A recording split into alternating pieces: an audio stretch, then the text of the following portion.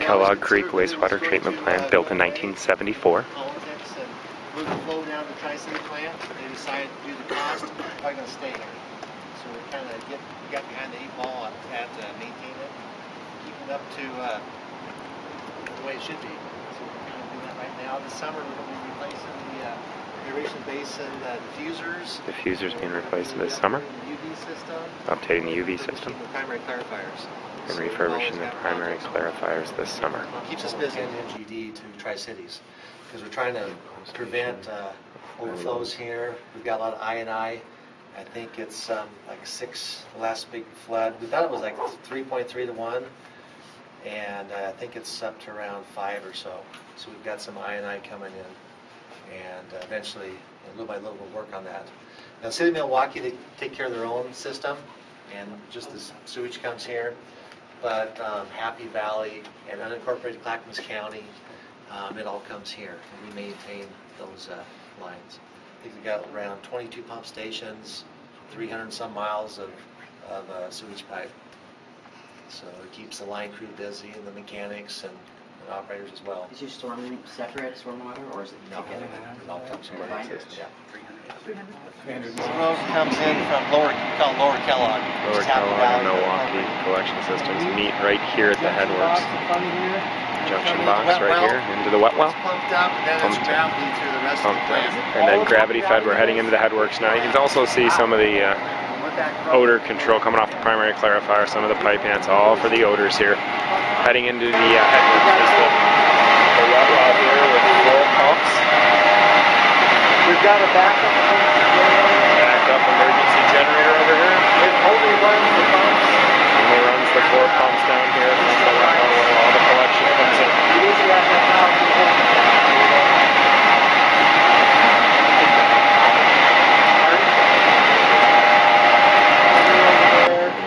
grid falls down into a trailer here. Grid falls The Tri-Cities, they have the truck. About once a week, they come over with their trucks and pick up our trailer. Headworks area for bar screens. Just one trailer each? Yeah. So we'll go ahead and go up these steps and walk down. Bar screens and cyclone separators here, cyclone degraders. Mechanical bar screen. What's this? That's a detriter. This is a detriter. The big rags out. It settles in here. Settles in It here. goes, what, about 1 foot per second? I think it is. So then all the sand, gravel, rocks, eggshell settle out. It pushes it over to the corner where the pump's outside. Pump it to the cyclone separator. Okay. Is that the Yeah. I think maybe a detriter is an old-fashioned name or something. Detriter.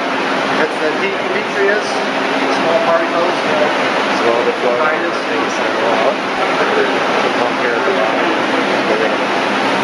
There's some mechanical screens here coming out. The timed. And again. Alright. Right now, which is pretty good. SVI running How big are these 200 to 250. I believe they're $500,000 of these. About $500,000 each for these primary clarifiers. This is the liquid that comes out in the headworks. It passes through 2 mechanical bar screens, and then it goes into a settled out, kind of like a grit chamber. At the bottom of the grit chamber, they take the grit out, and then the liquid flows here into our primary clarifiers that are covered. Right. Usually 1 runs in the summer. Covered primary clarifier here. And the other primary clarifier, they're covered. You can see the top for odor control. There's a primary pump station down right here on the middle of the road. This is our aeration, our blower building. Blower building right here. Got some old centrifugal pumps in there. We just did change them out with got rid of the centrifugal. blowers. And now we have turbo blowers in I here. don't know why. When you go in there, look, they're down in like a basement. I don't know what the reason was back then, but it just gives it an opportunity to fly. Oh, nice little. There we go. RP assembly right here, but brand new blowers that they have installed down below. Working well. And 4 aeration basins. 4 aeration basins here for activated sludge. $500,000 each, so 2 million gallons out here that we're looking at. And like I say, we've got the old white socks. The old white ice, socks, diffusers. Be around. I'm going to go Fine air to diffusers, fit some fine air diffusers here. It's part of the upgrade. Walk down the hallway here for us. Good flow here. Things are really agitated very well. The wooden walls are. Yeah, I'd say it's. The aeration basins here, 2 million gallons. I'm going to move to a fine bubble diffuser here shortly. If it comes over here, you see it comes all the way in. Right over the 7 or 8 MGD for the plant flow. Yes. We've got the RAS pump station here. It pulls off the bottom of the secondaries. Pulls off And the our bottom return of the rate's like 40% of the flow. 40% of the flow is return We've activated got sludge. two large RAS pumps they pump back The to RAS the pumps from head the bottom of the aeration basin. secondaries, What we pull return. 40%, And then throw it everything right comes back off to the the head. primaries flows into there. Stuff off the primaries comes in as well to mix it back up. Or step feed? That's just plug flow. Plug flow.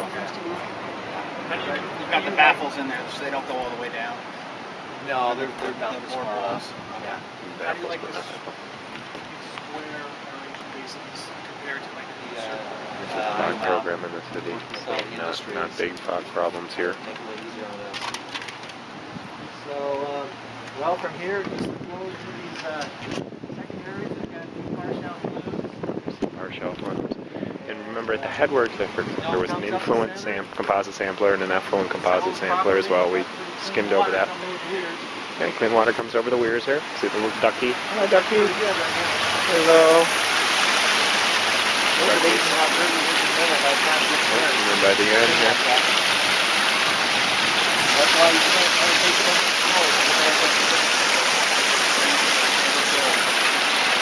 Two secondary clarifiers, 2 primaries. There it comes up there. And the middle comes up. Once it's settled out, solids get returned. Or some of that secondary clarifier here. You can really see after it's been skimmed. There's a skimmer right here. Secondary clarifier. One over to UV disinfection. The water does get turbid. They have 12% sodium hypochlorite with sodium bisulfite that they can use to remove it. But they mostly use UV. So, getting ready for down here and then right through the racks of bulbs for UV right here. These are the ultraviolet disinfection systems right here. There's a bay of them. And another bay. Fisher Porters, who makes them.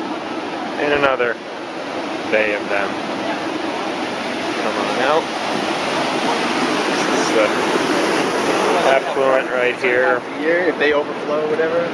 Going out to the low limit. Did anybody catch what they discharge? What the amount is? Chlorine contact chamber here, still used if it gets very, very turbid, but they mostly go with UV over here. Two channels. 2 channels, 3 banks each. 3 banks each. 3 banks each.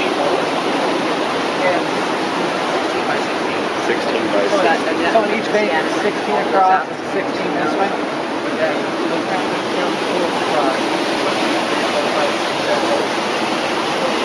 So 16 across, and then the lamp, 16 down. So 16 by 16. Yep. So 2 channels, 3 banks each, 16 by 16 on each one. Yeah. That's a lot of lamps.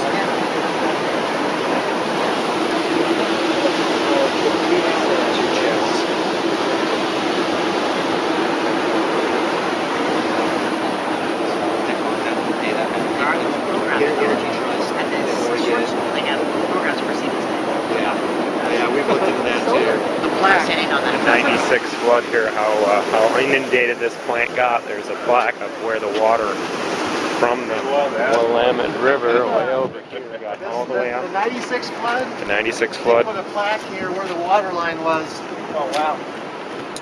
34.63. Wow. So, There we go, Kellogg Creek it Water was, Control, like I say, it was 34.63. right level with The those plaque secondaries. And, of the flood in oh, that's 96. awesome. I wasn't here. But, I was right across the Were river. they still trying to, were they still treating? no, they just Holy kind of turned the pumps off. That cut? They were